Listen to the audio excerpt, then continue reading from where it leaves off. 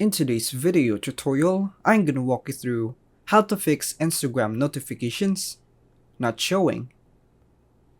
Firstly, ensure that your Instagram is up to date with the latest version. After updating Instagram, proceed to open the app. Once you're in the app, navigate to your profile section. From there, tap on the three horizontal lines located in the top right corner.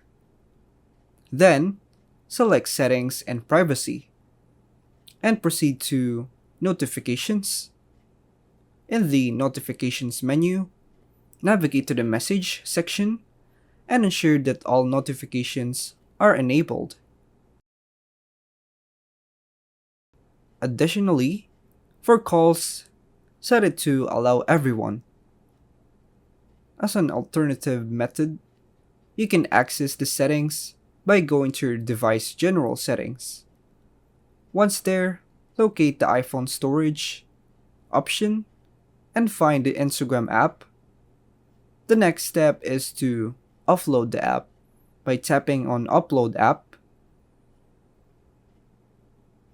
After completing this step, try reinstalling your Instagram app.